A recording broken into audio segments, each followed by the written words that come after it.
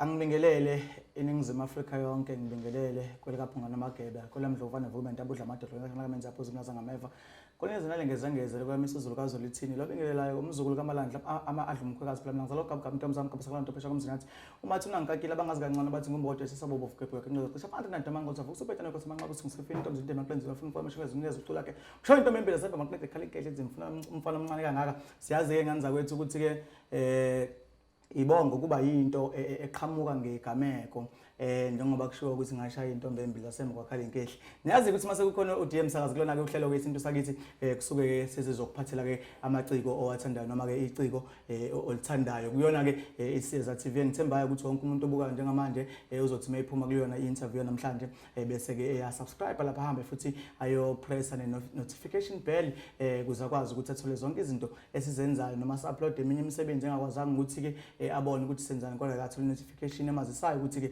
sesizokwenza njani namhlanje ke ngokuqala ke nje emlandweni ke waloko uhlelo isinto sakithi siyaqala ukuba neciko lesifazane elicula umculo kaMaskandi engicabangayo ukuthi ke nizolithokozela akwesibingelele inkosazana sikwamukele ngizobingelela umsakazi bese ngibingelela nawo wonke umuntu obukele lo mbukiso njengamanje awusichazele njengoba umbingelela wonke umuntu obukela umbukiso ubingelelo bani wakabani okhuleliphi obingelelayo njengamanje unompilo wakamtambo eBackville kuMaskandi ke ngaziwa ngokuthi nguShunikazi abangazi kahle ke bathi one slice ucecele intokazi engagcwele isikali ilamba dlile weza wabe emantanjeni uShunikazi odidabane ngokudlala isinanqa sikashuni balindele ijongo ngavela ijongosi niyayizola ke intokazi ukuthi cha ayigodole iyaziwa kakhulu ke ngele sinanqa sikashuni kuzosichazela ukuthi ke sinanqa sikashuni siqhamuka kanjani awusitshele ungena kanjani endimeni kaMaskandi ungena nini endimeni kaMaskandi ngingene ngo-2020 lapho engenza khona i-EP okwakuyingoma ezu-3 engayenzela eGMD production yes yebo yahamba kanjani yayiphethe mapha amanoni i-EP oyikhiphile i-EP engangiyikhiphe ngaleso sikhathi yayinengoma ezu-3 eyayithi umshayeli nethi nibabulalelani bese kuba yithi ngichoma ngephimbo okuyiyona ingoma engicabanga ukuthi abantu bayazi kakhulu okuyingoma eyaphuma ngo-2020 kodwa namanje abantu basayijabulela noma ngingena stage ngiyazi ukuthi mangidlale yona abantu bazojabula ngokwazi ukusipha imicu yayo mhlambe ukuze mhlambe mekhona umuntu ofuna ukuyikhumbula ashesha kwazi ukuyikhumbula usiphe nje imicu emibili yayo ingoma yayihamba kanje sengicoma ngephimbo engaliphiwe emazulwini mina ngesabi lutho futhi ngesabi lutho ngaleli khono lami yayihamba kanjalo ingoma ngiyayizwa ke intokazi ithi nicuma ngephimbo eyaliphiwe emazulwini ayisabi lutho leli lesinanqa liqhamuka kanjani sifuna usithathu sibeke ukuthi laliqhamuka kanjani liqhamuka nobani ngoba kuyenzeka uthola ukuthi igama elithile liqhamuka nomuntu osamkhumbula ukuthi kwakuba kwakwenze njani igama lesinanqa kahle kahle liqhamuka kumina isinanqa kahle kahle into ehlangene ushunikele ngudlalayo ushuni ohlangene into engadlalwa noma ubani ke lena ushuni nje oyifikele nawo wena endimeni kaMaskandi ufikanga nami ngifice bewudlala kodwa ngeze ukuthi lento ihlangene still no dark emva kokuba usukhiphe i-EP yakho lo i-showtime engoma ezintathu abantu bakuthakasela usasho namanje ukuthi le ngoma ethi uchoma ngephimbo abantu namanje mawedlala le-stage basayithakasela ikuphi okunye obuye wakwenza emva kwayo emva kwale EP abantu bawuthanda kakhulu lo wamsebenzi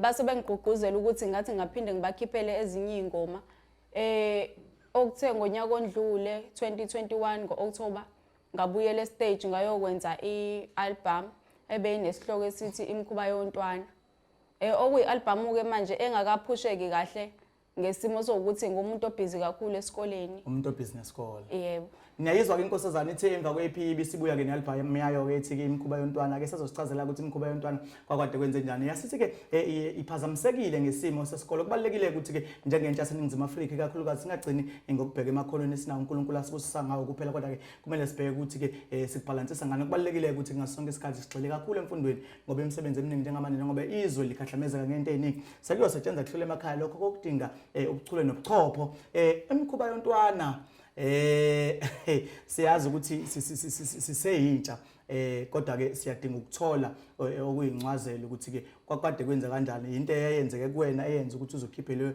leso sihloko noma into wayibona, sasisuke laphi?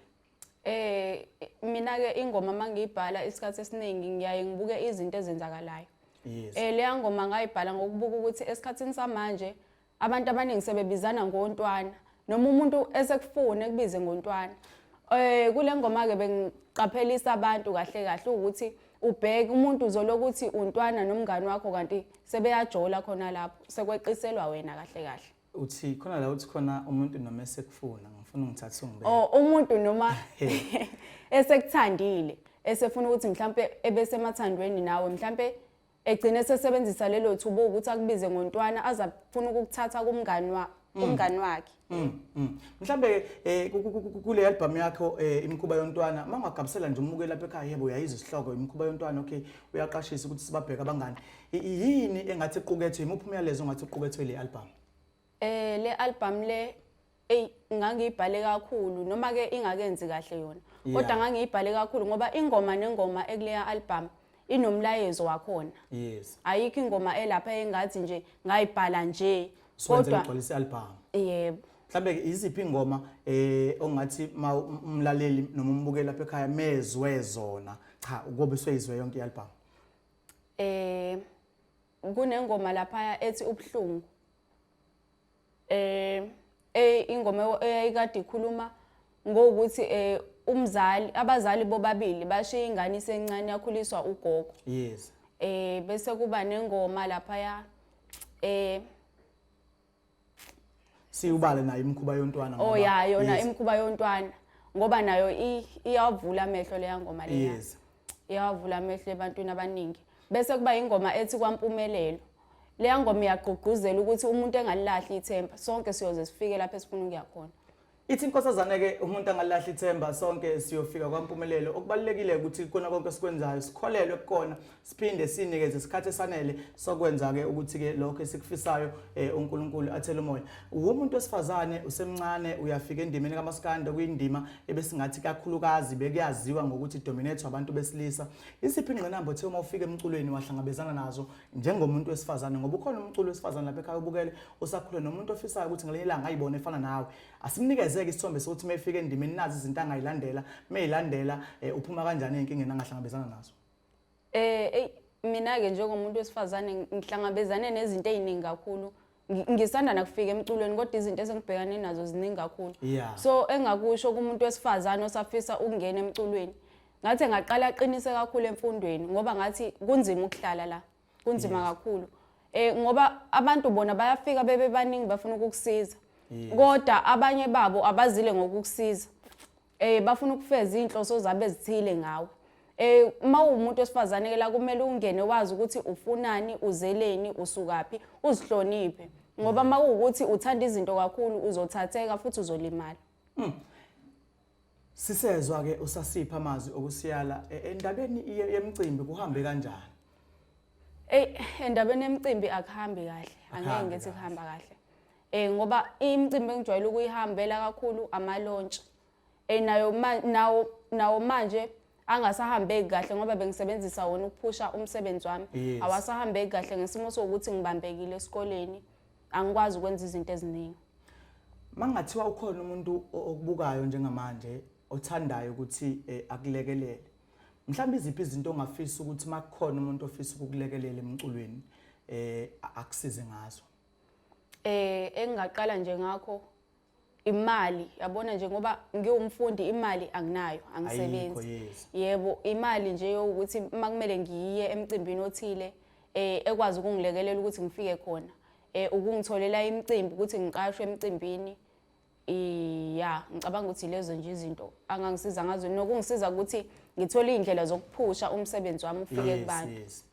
Niyayizola ke nganza kwethi inkosazane yasho ukuthi njengoba isafunda kodwa ke uthanda umculo futhi nalikhona lomculo kaMaskandi, Kunanoma ubani obukayo njengamanje ongakwazi ukuthi mhlambe ayilekelele siyacela ukuthi ke in terms of marketing lezokwazi ukuthi umsebenzi wayo ubonakale kubantu khona ukhule indaba yokuthi ithola imicimbi ezokwazi ukuthi ikhokhele ukuze ukwazi phela ke ukubuyela e-studio iphinde inikeze omunye umsebenzi onjengalweni ujalulisayo iyacela kakhulu kuyanxusa ukuthi ke kona wonke umuntu obukayo njengamanje bese sithi ke bafethu kubona bonke abantu abasiza abantu ngenhloso ezithile zokufuna ukuzuza bona cha siyacela nje bafethu ukuthi kona konke esikufisayo singabulali amakhono entsha yaseNingizimu Afrika because kunemndeni ekhona ethembele kulamakhono futhi uyokwazi ukuthi iphile ikhule ngamakhono azo lezi ngane esifuna thina ke ukuyilimaza nansi indima kaMaskandi uyayibona kuthiwa kona umculo kaMaskandi akuncengwane njengoba umculo wesifazane siyazi bakhona nombani ufuna ukuba ngathini indlovukazi yomculo kaMaskandi kubantu besifazane siyakubona nawe uyibiza noma uyibeke ezingeni lokuthi suwumuntu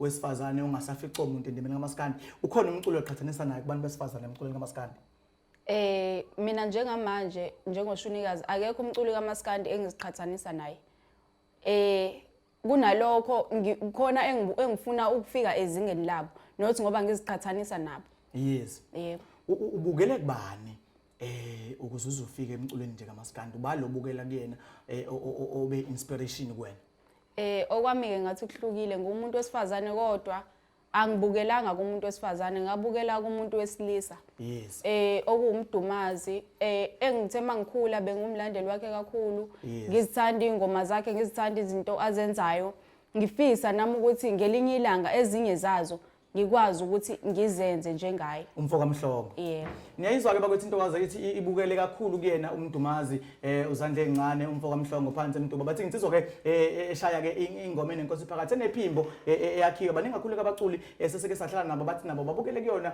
umdumazi imuphi umculi ongafisa ukuthi maqhubeka isikhathi makwenzeka nje ukhule endemeni kaMaskandi ofisayo ukuthi ungasebenzisana naye noma nabo ngicabanga ukuthi wonke umculi kaMaskandi ngingakwazi ukusebenzisana naye ngoba akekho umculi kaMaskandi enginenkinga naye futhi bonke bacula kamnandi bacula kahle umsebenzi wawo bayothanda so nje akekho umculi engingaba nenkinga naye mhlambe manje mase kube khona umuntu othi uyakufeatureisha isikhona ifee osebenza ngaphansi kwayo noma kusawu ukuthi nje umuntu niyasizana akupha lokho kuphakona njengamanje bakhona engike ngasebenzisana nabo emsebenzini wabo bekuwukuthi nje umuntu uzongipha lokho anginika kona ngoba njengamanje ngisakhula nami kuseyindlela nami yokuziveza kwabanye abantu abangangazi ngoba mabengizwe emsebenzini wakhe bazobe sebazi ukuthi kunomuntu okuthiwa uShunikazi ocula kanje kanje yes niyayizola ke bakwethu ukuthi intokazi ke cha abantu abaningi esasebenzisana nabo ngoba naye isafuna ukukhula kuwukuthi phela ungipheke indleko zokuthi ngikwazi ukufinyelela e-studio ngizofaka lelo phimbo lidingayo sikwazi ukubona ukuthi umsebenzi ufika phi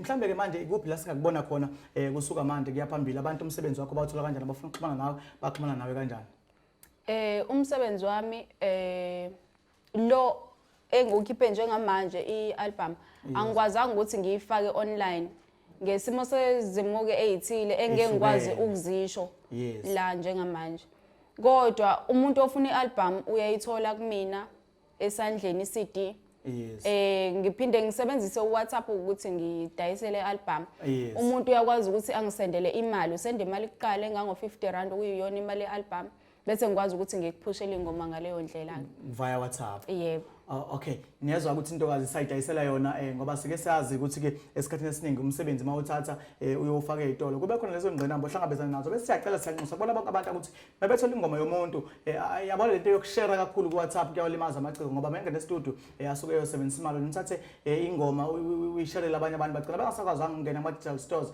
beyoyithenga ingoma mhlambe ke kusuka manje imaphika amazwi ongasipha wona singabathandi bomculo ngoba nami ngiyayibala njengomthandi womculo wakho imapha amazwi ongasipha wona okubonga nokuvayilisa uphinde ubonge kubona bonke abantu oke wasebenzisana nabo kusuka uqala kuze kube namhlanje mina ngizoqala ngibonge kakhulu ithuba eninginike lona namhlanje ukuthi ngizokwazi ukuziveza phambi kwabantu bese ngiphinde ngibonga wonke umuntu okwazile ukuthi angiphi support ngivele ngize ngikwazi ukuthi nabanye abantu bengazi njengoShunikazi ngiyanxusa ukuthi futhi abantu beqhubeke njalo nothando lwabo bengisupport njalo kukho konke engikwenzayo noma ke kulonyaka ngingazimiselanga ngokuthi ngiphinde ngenze omunye umsebenzi ngesimo sokuthi lo odlule awukakophusheki kodwa nje abantu ngiyacela ukuthi konke engikwenzayo beqhubeke bengisupporte ya bese ngigqugquzela kamaciko amaskandi ngigqugquzela kakhulu ukuhlonipha nokuhloniphana lapha bese kuba ukungaziphakamisi ya yes ngicela nje into kanjalo. Sike sikubone lapha enkundleni zokuxhumana ku TikTok ushutha kakhulu ngengoma zabaculi abahlukene mhlambe ngabe kukhona ukusebenzisana nabo noma nje usuke ushutha ngengoma osuke wazilalela wazizwa wayithanda. Mina uMaskandi ngiyawuthanda ngithanda noma imuphi uMaskandi ngithanda noma ingoma yamuphi umculi. Mangithola nje ingoma engizwayo ukuthi awungayithanda le ngoma ngiyashutha ngayo leyo ngoma. Into engayithanda ukuthi umculi aqhamuke sengilethela ingoma yakhe ethi ngicela ungenzele ivideo ngale ngoma. Angiyithandi leyo nto ke. Bokuye kwenzeka umuntu othola sesakujijela ngealbum athi lalela ingoma lapho uthatha ingoma ukuthi ungenzele ivideo. Yebo angiyithandi leyo nto. Ingoma ngizoyithatha ngoba ngiyithanda mina ngaleso sikhathi. Ngenze ngayo ivideo ngoba kahle kahle angipromote umsebenzi wabanye abantu ukuthi ngoba ingoma ngisuke ngiyithandile bese ngiyenza. Notho ukuthi ngizoze ngithatha ingoma yakho ngikupromothele umsebenzi wakho. No angenzi kanjalo. Ugabe ngane stage. Mina ke noma ngingakwazi ukudlala isiginci njengamanje. Yeah. Ngoba isikhathi sokusifunda angisitholi. Kodwa ngiyafisa ukuthi ngifinyelele khona. Ngumuntu onamakhono ke mina athe ukuba maningana. Engingabala kuzo kuwo njengoba ngicula ngiyaziculela ngiyazilidela ngiyazibhekela. Yeah, mangifika futhi stage ngiyagida futhi. Yes. Makuperforma nje ngiyaperforma angicindezeli abantu engihamba nabo ngaleso sikhathi. Mhlambe sewuzongithola sengimile stage in no mangifika stage ngiyasebenza. Ufike usebenze ushaya isikhathi sakho bese udedela abanye. Yebo. Isho njalo ke intokazi yaphansi eBackville uthe semangwaneni angithi. Yebo. Yaphansi eBackville emangwaneni ithi noma ifika stage ke iyazazi ukuthi inamakhono onke noma ifika studio ke into eningi yazenzela izilanda umuntu le emakhaya kuthiwa akazobheka la afika abheke ngezwi lakhe elingekho right konke iyazenzela iyasho ke futhi ukuthi isiginci ayikakasazi okwamanje usazosifunda. Ngisazosifunda isiginci. Ithi ke isazosifunda ke isiginci ukuze ukwazi nayo ukuyibambela esicela ke sinxusayo ukuthi ke masibona intsha enjengayo intokazi uShunikazi eshaya uShunu isinanqa ukuthi ke mayiveza into enhle sisupportane sicelayo kakhulu ukuthi sinikeze support noma ke sisigxeka asixeke ngendlela yakhe ukuze naye akwazi ukufunda akwazi ukushintsha ke mhlambe lokho enikubone ngathi akwenzeki kahle akwenze ngendlela ekuyiyona. Uthi umsakazi uyanithanda kakhulu uyabathanda babukela ngithi. Nami ngiyabathanda kakhulu. Kunento esengicishe ngayishiya la. Umuntu ofisa ukuxhumana nami noma ofisa ukungiqasha ofisa ukungibiza emcimbini wakhe ngiyatholakala. Umuntu engangithola lapha ku TikTok ngoba bese shilo umsakazi ukuthi ngiyatholakala ku TikTok kuShunikazi 7. Ngitholakala ku Instagram uthola uShunikazi Sinanqa. Na ku Facebook ngokunjalo uShunikazi Sinanqa. Bese ku WhatsApp futhi ngiyatholakala ngenamba engiphinde ngitholakale ngayo uma ungifonela ethi 076 6989 385 ngizoyiphinda futhi 076 6989 385. Ngicela ukuthi ke le number abantu bayisebenzise ngendlela eright. Abantu bafike beyithatha inamba yami bese bengifonelela izinto eziseceleni.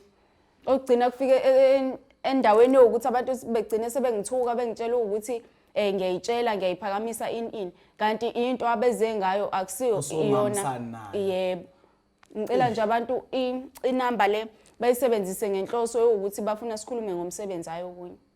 Nezola ingane zakithi sikhuza lesihlava sokuthi kubona bonke abantu abakwenzayo ke lokho ikakhulukazi sibona kubalula ekutheni singenza noma singasho noma yini kubantu besifazane siphinde sikhiphe nalenkolelo yabantu yokuthi umculo kaMaskandi umculo olambayo. Lokho siyakucela ingane zakwethu sikhipheni emakhanda ukuthi umculo kaMaskandi umculo olambayo usuke ezosinikeza ukudla kwendlebe nokudla komphefumulo. Bakhona basizakalayo ngengoma esuke beyilalele wena ukuthi awukasizakala ngaleso sikhathi musukubuka umuntu oyenze leyo ngoma njengomuntu odlala ngesikhathi sakhe. Siyanxusa kakhulu siyacela futhi ukuthi ke maniphinda futhi ke nithola ithuba niphinde nisinxusele kubona bonke abantu abangakwazi ukusubscribe ngaphansi kwayo Siyeza TV ukuthi siyacela ingane zakwethu ukuthi ke ngaphandle kwenu asilutho sicela nje ningene bese na subscribe bese nino press notification bell ukuze nikwazi ukuthola zonke izinto esizenzayo mase si-uploadile. uNkulunkulu emuhle emakhaya anigcine nonke niphephe uNkulunkulu aphinde asiphumelelise kuzona zonke izinto. Siyabonga kakhulu.